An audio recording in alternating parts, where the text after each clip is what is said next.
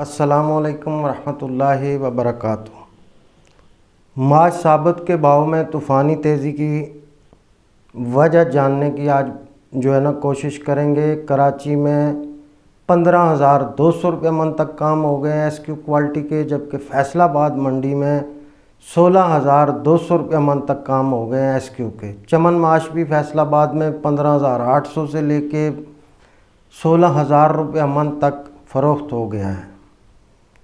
पाक कमोडिटीज़ की पल पल की मंदा तेज़ी के लिए आप हमारी पेड सर्विस भी ले सकते हैं। उसके चार्जेस होते हैं, आप हमारी टीम से रब्ता करके हमारी पेड सर्विस इस्तेमाल कर सकते हैं। अगर आपने रोज़ाना एक दफ़ा फ्री रेट देखने हो तो आप हमारी एप्लीकेशन डाउनलोड कर लें, वहाँ से भी फ्री रेट देख सकते हैं। उसके कोई चार्जेस नहीं होते। हमारी वेबसाइट pakcommodities.com पे भी जाके देख सकते हैं।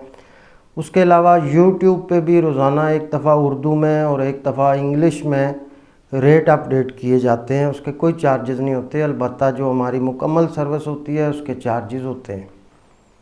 माज साबत की बात करें तो माज साबत गुज़िश्ता एक हफ़्ते में तकरीबन 500-700 रुपया मन मज़ीद तेज़ हुआ है। कराची गोदाम के माल 15,200 रुपये मन बिके हैं, जबकि पोर्ट के माल का 14,700-800 का गाहक है। उसकी दो वजूहत हैं। पहली वजह यह है कि माज साबत की बुकिंग बहुत ज़्यादा तेज़ हो गई थी, $1200 हो गई थी, तो इम्पोर्टर्स ने डर के मारे बुकिंग नहीं, माल इतना बुक नहीं कराया कि कहीं मार्केट टूट ना जाए। तो मार्केट टूट भी गई, $1200 वाली $1040 हो गई, लेकिन अभी दोबारा बर्मा में बाज़ार फिर तेज़ हो गया है और $1070-75 हो गया। अब $1070-75 वाले माश जो है वो कराची आके तकरीबन 13,450 तक का पड़ता है, जबकि यहाँ पे आप समझ लें 14,700 800 से 15,000 का लेवल बन गया। उसकी वजह यह है कि पिछले दिनों जो माश पोर्ट पे 60-70 कंटेनर लगे थे, उनको तकरीबन कोई 2 हफ्ते हो गए हैं लगे हुए हैं। इंपोर्टर्स परेशान हैं क्योंकि बैंकों से डॉलर खुल के मिल नहीं रहे और माल जो है वो खुल के बाहर नहीं आ रहा, और नीचे रेट बड़ा होने की वजह से फैक्ट्रियों वाले खाली हैं। फैसलाबाद की फैक्ट्रियां भी अपने आप को खाली रख के भूख रख के चल रहे थे, हैदराबाद वाले भी। नीचे जब रिटेल में भरपूर गाहकी आई तो बाज़ार बढ़ गया। फैसलाबाद भी गर्म है, कराची भी गर्म है। बुकिंग भी पिछले दिनों 1040 से $1070-75 हो गई है।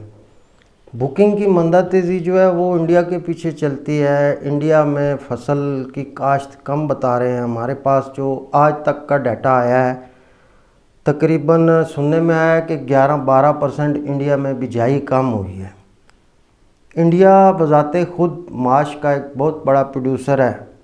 इंडिया में तकरीबन 25 से 28 लाख टन माश पैदा होता है, यानी 2.5-3 करोड़ बोरी इंडिया माश पैदा करता है, और खुराक जो है खाता भी सबसे ज़्यादा इंडिया ही है। इसके बावजूद हिंदुस्तान जो है वो बर्मा की क्रॉप भी तकरीबन 90% क्रॉप, 85% क्रॉप जो है वो इंडिया ही ख़रीदता है। बर्मा की क्रॉप कभी आज से 5-7 साल पीछे चले जाएं तो 7-7.5 लाख टन हुआ करती थी, लेकिन अब जब से इंडिया ने कोटा सिस्टम किया है तो अब बर्मा की क्रॉप 5-5.5 लाख टन होती है। इसमें मैन जो ख़रीदारी होती है वो 4.5-4.25 लाख टन वो हिंदुस्तान लेता है।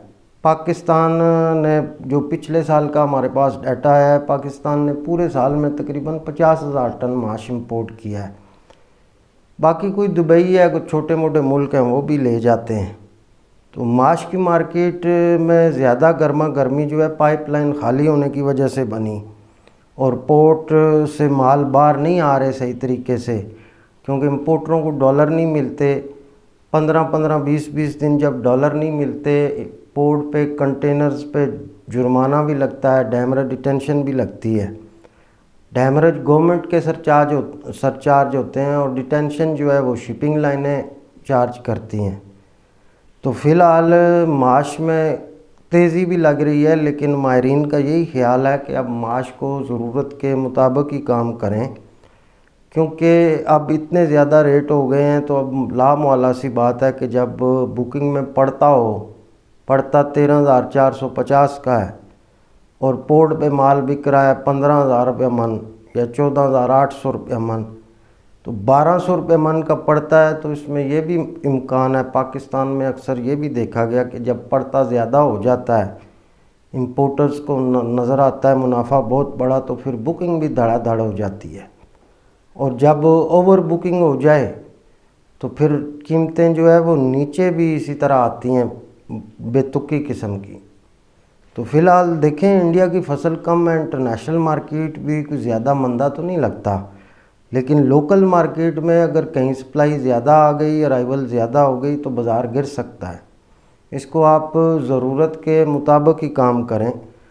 बाकी इंडिया की जो क्रॉप होती है वो लातूर हो गया, कोला हो गया, महाराष्ट्र के ये इलाके हैं, 15 सितंबर के बाद जो है फसल नई शुरू हो जाती है। फिर उसके बाद आहिस्ता आहिस्ता 15-20 दिन बाद फिर गुजरात का इलाका है, इंडिया का सूबा गुजरात, वहाँ भी फसल शुरू हो जाती है। फिर राजस्थान में भी क्रॉप आ जाएगी। फ़िलहाल वक्ती तौर पे बिजाई तो 11-12% कम है, लेकिन फिर भी इंडिया की फसल जो है बहुत बड़ा वॉल्यूम है, 2.5-3 करोड़ बोरी। हमारा तो उसके मुकाबले में कुछ भी नहीं है।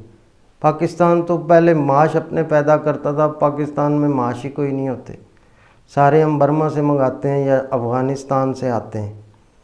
तो फसल भी आगे आनी है, ज़रूरत के मुताबिक काम करें। ये बहुत बड़ा हाई रेट है, इस रेट में आप स्टॉक करने वाला ये रेट नहीं है फ़िलहाल। बाकी बात की बात है कि आगे सितंबर में जब नई फसल आएगी तो बर्मा की क्या सिचुएशन होगी, बर्मा कितना ऊपर जाता है, क्योंकि बर्मा की फसल जो है वो फरवरी में आती है। बर्मा की फसल को भी बहुत टाइम पड़ा हुआ है, अभी अगस्त सितंबर अक्टूबर नवंबर दिसंबर 5 महीने ये हो गए, और जनवरी फरवरी उनकी क्रॉप के महीने, ये 7 महीने हो गए। बर्मा से नई फसल की शिपमेंटें हमेशा मार्च में ही शुरू होती हैं। तो फ़िलहाल बाज़ार तो टाइट है, लेकिन काम ज़रूरत के मुताबिक करें। ये भाव माहिरीन का ख्याल है कि स्टॉक वाले भाव नहीं हैं।